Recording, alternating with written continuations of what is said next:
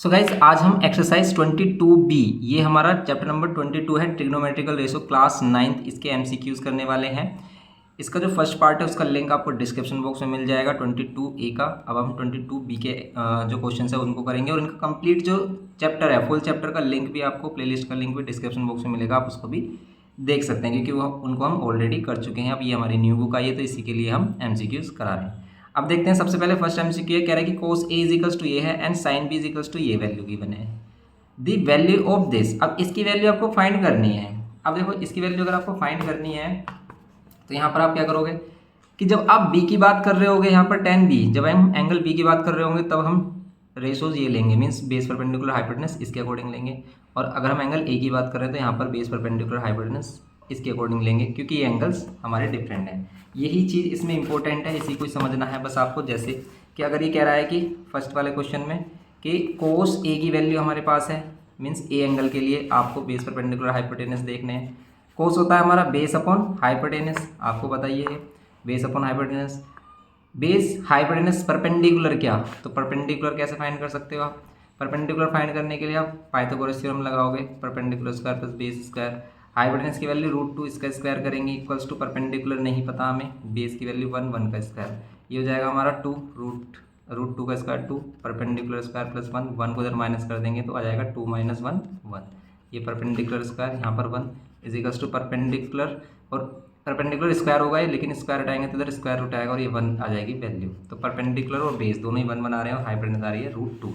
ऐसे ही अगर हम यहाँ पर बी एंगल के लिए देखें साइन बी के लिए अगर हम देखते हैं तो साइन बी हमें क्या गिवन किया है, साइन बी गिवन किया है √2 है, √3 है, √3/2 वैसे वैल्यू होती है हमारी 60 की।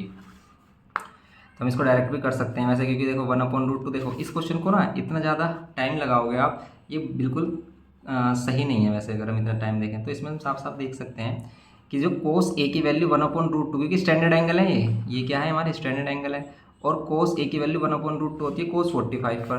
तो आप यहाँ पर कंपेयर कर सकते हो इसको कैसे कि cos A is equals to cos 45, क्यों? क्योंकि आप 1/√2 को cos 45 लिख सकते हैं, A हो गया हमारा 45 डिग्री, बस सिंपल। ऐसे ही साइन बी √3/2 क्या होगा हमारा, √3/2 होता है 60 पर, तो ये हो गया हमारा साइन 60 और B की वैल्यू हो गई 60। अब आपको दोनों एंगल्स पता चल गए कि A की वैल्यू क्या है 45 है एंड B की वैल्यू क्या है 60 है। तो आप इसको सोल्व करने में आपको प्रॉब्लम नहीं आएगी। कैसे? अगर आपको फाइंड करना है tan B minus tan A 1 plus tan A tan B 1 plus tan A tan B। अब आप A और B की वैल्यूज़ पुट कर दो आप। B एंगल कितना है 60, तो tan 60 कितना होता है √3।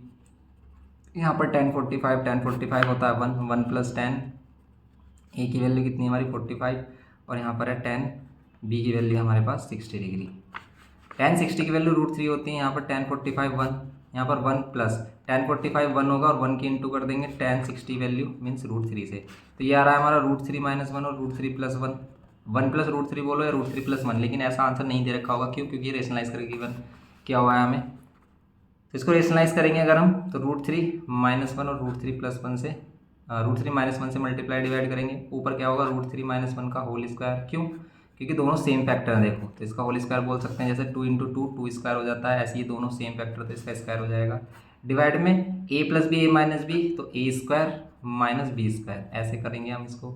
यहाँ पर करेंगे हम इसको, कितना होगा देखो a - b का होल स्क्वायर a² + b² और -2ab करेंगे अगर तो ये होगा, क्योंकि a की वैल्यू √3 है और b की वैल्यू 1, तो 2 √3 × 1 डिवाइड बाय कितना होगा 3 - 1, ऊपर कितना आ रहा है √3 का 3 और 1 - 2 √3, क्योंकि स्क्वायर करते हैं रूट वाली वैल्यू का रूट हट जाता है, क्योंकि रूट का मीनिंग क्या होता है 1/2 पावर, तो हाफ पावर होता है किसका मीनिंग, यहाँ पर 2 आप यहाँ पर कर सकते हो 3 - 1 2, यहाँ पर कितना 4 - 2 √3 डिवाइड बाय 2, आप क्या कर सकते हैं यहाँ से 2 कॉमन कर सकते हो, तो यहाँ पर कितना हो जाएगा हमारा 2 - √3 डिवाइड बाय 2, कैंसिल करेंगे हमें कितना हो जाएगा 2 - √3, तो ये आ रहा है हमारा 2 - √3, 2 - √3 आ गया। ये हमारा आंसर देखते हैं इसमें मैच कर रहा है, नहीं यस कर रहा है, 2 - √3 फर्स्ट इसका आंसर है, तो ए वाले का क्या है फर्स्ट आंसर है।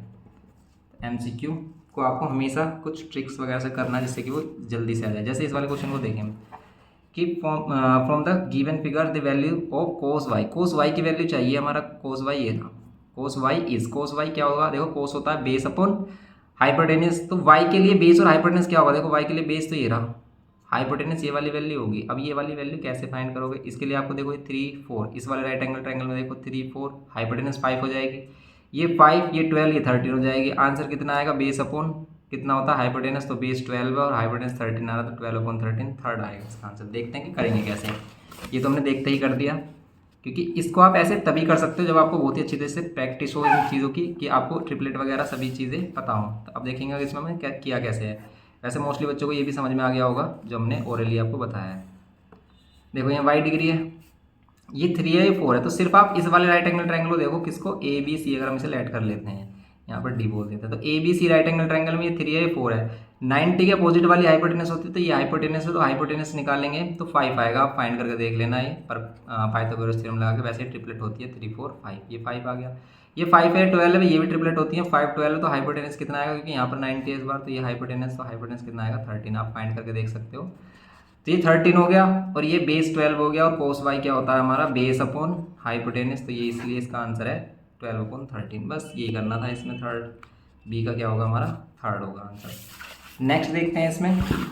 नेक्स्ट है कि A B C D is a rhombus with diagonals B D and A C equals to 12 centimetre and 16 centimetre respectively, the value of cos x, cosec x is, cosec होता है हमारा hypotenuse upon perpendicular, लेकिन x के लिए हम कौन सा right angle triangle लेंगे, बात ये आती है। बताओ कहाँ कहाँ राइट एंगल ट्रायंगल बनता है। अगर ये रोम्बस है तो राइट एंगल ट्रायंगल कहाँ बनेगा, देखो राइट एंगल ट्रायंगल बनेगा हमारा इसके डायगोनल्स के इंटरसेक्शन पॉइंट पर, ये 90 डिग्री पर बाइसेक्ट करते हैं एक दूसरे को। अब एक है हमारा 12 सेंटीमीटर, 12 सेंटीमीटर कौन सा है, बी डी, क्योंकि पहले बी डी फिर ए सी, तो पहले 12 सेंटीमीटर फिर 16, तो बी डी 12 है फिर 16 है, तो बी डी क्या है हमारा 12 है, बी डी 12 है। यहाँ पर करेंगे हम इसको ए बी सी और डी, ठीक है, ए बी सी और डी। तो यहाँ पर क्या करेंगे हम, बी डी की वैल्यू क्या, बी डी की वैल्यू 12 सेंटीमीटर, 12 सेंटीमीटर तो यहाँ 6 और 6 कर देंगे। ए सी की वैल्यू क्या, ए सी की वैल्यू 16 सेंटीमीटर, 16 सेंटीमीटर तो यहाँ क्या कर देंगे हम 8 और 8, 16 तो होगा क्योंकि बाइसेक्ट करते हैं एक दूसरे को इक्वल पार्ट्स में डिवाइड। अब ये 8 है ये 6 है, अगर हम इस एक्स के एंगल की बात कर रहे हैं और इस वाले राइट एंगल ट्रायंगल में देखें ए ओ बी में, ए ओ बी, बस ये वाला राइट एंगल ट्रायंगल देखो आप कि ये राइट एंगल ट्रायंगल है ए ओ बी, 90 का अपोजिट ये हाइपोटेनस होगी, और ये भी ट्रिपलेट हमारे 6 8 और ये आएगा हमारा 10, ये जो हाइपोटेनस है हमारा ये आएगा 10, आप पाइथागोरस थ्योरम लगा सकते हो। हाइपोटेनस 10 होगा तो आंसर कितना होगा कोसेक का, कोसेक क्या होता है हमारा, कोसेक होता है हमारा hypotenuse upon perpendicular. X angle के लिए देखो, एक्स एंगल अगर हम यहाँ से देखें इस तरीके से देखें कि भाई राइट एंगल ट्रायंगल ये है हमारा एक्स, तो ये तो हाइपोटेनस फिक्स होगा हमारा कितना 10, लेकिन इसके अकॉर्डिंग हमारा परपेंडिकुलर क्या होगा, इसके अपोजिट एंगल मीन 6, इसके अपोजिट साइड, तो एंगल के अपोजिट साइड 6 है, तो इसमें हाइपोटेनस तो 10 होगा हमारा, लेकिन जो परपेंडिकुलर वो 6 होगा। सिंप्लीफाई करेंगे तो 5/3, 2 से कैंसिल कर रहे हैं, 2 5 2 3 5/3 क्या 5/3 मैच कर रहा है यहाँ पर, मिक्स फ्रैक्शन में गिवन कर रखा है, इसे मिक्स फ्रैक्शन में करेंगे तो आएगा 2 1/3, सही है 2 1/3 नहीं गलत है, क्योंकि 3 2 जा 6 और 1 5, तो 3 1 जा 3 और 2, तो होगा हमारा 1 2/3, तो 1 2/3 कहाँ है इसमें, फर्स्ट ही आंसर है हमारा, तो फर्स्ट ही ऑप्शन में हमारा करेक्ट आंसर है, यही हमारा होगा, सी का भी फर्स्ट होगा। डी में देखते हैं कि if sine A minus cosec A is equals to 2, the value of sine square A plus cosec square A, बताओ क्या होगी इसकी value sine square A plus cosec square A में। यहाँ पर ये वाली वैल्यू गिवन है, लेकिन आपसे कह रहा है कि sign square A plus cosec square A value आपको बतानी है। अब हम क्या करेंगे भाई, इसकी हेल्प से क्या हम इसे फाइंड कर सकते हैं, बताओ, लगाओ इसमें थोड़ा सा दिमाग लगाओ कि भी क्या कर सकते हैं, इसमें क्या हो सकता है। इसमें देखो सिंपल, इसमें हमें एक तो हिंट मिल रहा है कि आप क्या कर लो, स्क्वायरिंग ऑन बोथ साइड कर लो, क्या कर लो आप, स्क्वायरिंग ऑन बोथ साइड कर लो। अगर हमारे पास sign A minus cosec square ए, देखो या तो हमारे पास साइन और कोसेक की वैल्यू या फिर सिर्फ साइन की वैल्यू फाइंड हो जाए तब कर सकते हैं, लेकिन हम फाइंड नहीं कर पा रहे हैं। और अगर हम इसमें स्क्वायरिंग ऑन बोथ साइड करें ना, तो ये टर्म्स बन रहा है हमारा जिसकी वैल्यू चाहिए, जैसे A square plus B square minus 2ab करेंगे तो 2 sine A cosec A equals to में 2 2 जा 4, ये होगा। Sine square A plus cosec square की वैल्यू चाहिए, और देखो ये कैंसिल हो जाएगा, कैसे, साइन और कोसेक एक दूसरे के रेसिप्रोकल होते हैं, साइन को आप 1/कोसेक लिख सकते हो या फिर कोसेक को 1/साइन, क्योंकि आपको पता है ये पंडित बद्री प्रसाद हर हर बोले, ठीक है, पंडित बद्री प्रसाद हर हर बोले। तो इसमें हमारा क्या होता है, साइन का रेशियो होता है, तो साइन, अगर साइन हमारा परपेंडिकुलर अपॉन हाइपोटेनस होता है तो कोसेक क्या होता है हमारा, कोसेक हाइपोटेनस अपॉन परपेंडिकुलर, ये एक दूसरे के रेसिप्रोकल है, कि आप साइन थीटा को क्या लिख सकते हो 1/कोसेक थीटा, या फिर कोसेक थीटा को 1/साइन थीटा, ये कर सकते हैं, ये है रेसिप्रोकल का मीनिंग। तो यहाँ पर आप साइन थीटा को 1 अपॉन कोसेक लिखोगे, कोसेक से कोसेक कैंसिल, और 2 जो माइनस का 2 इधर आकर प्लस हो जाएगा, आंसर 6 आने वाला है इसका। तो ये वाली वैल्यू इधर ही आ जाएगी हमारी, ये 2 इधर आकर प्लस हो जाएगा, तो 6 इसका आंसर होगा। 6 आंसर आ रहा है, ये सारा है फोर्थ, तो फोर्थ इसका आंसर है, डी का फोर्थ। ई में if cot is equals to this the value of this, इसकी वैल्यू बतानी है आपको, cosec square minus sec square is क्या होगा। देखो आप इसमें क्या कर सकते हो, या तो आप इसमें वही है भाई बेस परपेंडिकुलर हाइपोटेनस कर लो फाइंड और इसको कर दो, या फिर कुछ और भी हो सकता है।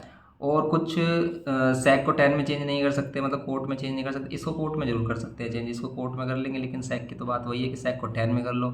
इसको base perpendicular hypotenuse means hypotenuse निकालने की हमें ज़रूरत नहीं पड़ेगी। लेकिन अगर आपको प्रॉब्लम हो रही है तो कोई बात नहीं है, उसमें आप क्या कर लो, डायरेक्ट इसको सोल्व कर सकते हो। मीन्स देखो हम क्या कहना चाह रहे हैं इसमें, एक तो आप इसे ऐसे कर सकते हो भाई, आपने प्रॉपर्टीज़ की हैं क्या कि कोसेक स्क्वायर है माइनस कोट स्क्वायर है क्या होता है 1, कोसेक स्क्वायर है माइनस कोट स्क्वायर है क्या होगा हमारा 1। तो आप कोसेक स्क्वायर को लिख सकते हो 1 प्लस कोट स्क्वायर है, इसको इधर कोसेक स्क्वायर है तो इसको लिख सकते हैं 1 प्लस कोट स्क्वायर है। तो 1 प्लस कोट स्क्वायर ए, कोसेक को लिखा हमने 1 प्लस कोट स्क्वायर ए, फिर माइनस टेन को लिखा हमने क्या, टेन को सेक को लिखा हमने 1 प्लस टेन स्क्वायर ए। क्यों? क्योंकि ऐसे इसमें होता है हमारा, जैसे कोसेक स्क्वायर ए माइनस कोट स्क्वायर ए 1 होता है, ऐसे ही सेक स्क्वायर ए माइनस टेन स्क्वायर ए भी 1 होता है। तो इसको अगर हमने क्या किया, ये जो हमारा क्या था सेक था, सेक को हमने क्या किया 1 प्लस टेन स्क्वायर ए। अब इसको अगर हम सोल्व करेंगे 1 प्लस कोट स्क्वायर ए माइनस 1 या माइनस टेन स्क्वायर ए, माइनस 1 प्लस 1 कैंसिल, यहाँ पर कोट स्क्वायर ए और यहाँ पर माइनस टेन स्क्वायर ए, ये वैल्यू आ रही है हमारी कोट स्क्वायर ए माइनस टेन स्क्वायर ए। और कोट की वैल्यू इसने गिवन की है हमें √5, तो आप क्या कर सकते हैं यहाँ √5 रखोगे आप और इसका स्क्वायर माइनस टेन का और कोट, टेन और कोट एक दूसरे रेसिप्रोकल होते हैं, अगर ये √5 है तो ये होगा 1/√5 और इसका स्क्वायर कर देंगे। इसको सोल्व कर लो आप, यहाँ पर आएगा 5 और यहाँ पर आएगा 1/5, इसका एलसीएम लेंगे तो आएगा 25 माइनस 1/5, ये होगा 24/5। 24/5 इसमें आंसर है कहीं पर नहीं है, लेकिन ये देखो 24/5 ही तो है, ये 5 4 20 हो गई, क्योंकि इसे हम एक्सप्रेशन में लिखेंगे तो यही रिप्रेजेंटेशन होगा इसका 4/5, यही इसका आंसर होगा सेकंड। तो सेकंड आंसर होगा। नहीं समझ में आया तो देखो दोबारा से देख लो, सिंपल आप कर सकते हो, साइन को टेन फाइंड करके कर सकते हो, ज़रूर नहीं है कि इसको हमें ऐसे ही करना है। तो देखो अगर इसे हम करेंगे दूसरे मेथड से तो तब हम क्या करेंगे इसमें, तो तब हम इसमें क्या कर सकते हैं, इसके लिए हम क्या करेंगे सिंपल कि भाई कोट है हमारे पास, कोट ए की वैल्यू कितना है √5, कोट क्या होता है हमारा, इसके नीचे 1 ले लेंगे, कोट होता है बेस अपॉन परपेंडिकुलर, ये बेस ये परपेंडिकुलर, तो हाइपोटेनस की वैल्यू आप फाइंड कर सकते हो, हाइपोटेनस होगा रूट में परपेंडिकुलर का स्क्वायर 1 का स्क्वायर 1 प्लस बेस का स्क्वायर √5 का स्क्वायर 5, तो मीन्स होगा √6, ऐसे रखो इसको। अब आप इसको ऐसे कर लो, कोसेक है हमारा कोसेक स्क्वायर ए माइनस सेक स्क्वायर ए, कोसेक की वैल्यू क्या होती है हाइपोटेनस, हाइपोटेनस है √6, हाइपोटेनस अपॉन परपेंडिकुलर, परपेंडिकुलर 1 इसका स्क्वायर कर देते हैं माइनस। सेक की वैल्यू क्या है हमारी, देखो सेक की वैल्यू क्या होगी इसमें, सेक की वैल्यू होती है हमारी हाइपोटेनस, हाइपोटेनस है √6 और हाइपोटेनस अपॉन बेस और बेस है √5, ये करते हैं हम इसका स्क्वायर कर देते हैं। यहाँ पर आ रहा है देखो √6 का स्क्वायर 6 और 1 का 1 ही रहेगा, तो हिसाब 6/1 और हिसाब 6/5। अब आप इसका सॉल्यूशन करो, 5 एलसीएम लेंगे, 1 और 5 का एलसीएम 5, लेकिन यहाँ 5 की मल्टीप्लाई करनी होगी, यहाँ पर 36 माइनस 6 यहाँ होगा 24/5, वही आ रहा है हमारा। क्या कह रहे हो, यही बेस्ट था, इतना कुछ कर दिया हमने। हाँ तो जैसे भी आपको सही लगे आप ऐसे कर सकते हो, सिंपल आप ऐसे कर दो आंसर आ जाएगा। तो ये हो गया हमारा सेकंड पार्ट, ये था इसमें बस सिंपल। आगे के जो चैप्टर्स के MCQs हैं उसको हम नेक्स्ट लेक्चर में करेंगे, अभी के लिए इतना रखते हैं। वीडियो इन्फॉर्मेटिव लगी हो तो प्लीज़ लाइक करना, शेयर करना और चैनल पर फर्स्ट टाइम है तो सब्सक्राइब करके हमें मोटिवेट करना, जिससे कि हम आपकी हेल्प इसी तरीके से करते रहें। मिलते हैं नेक्स्ट लेक्चर में। Thanks for watching.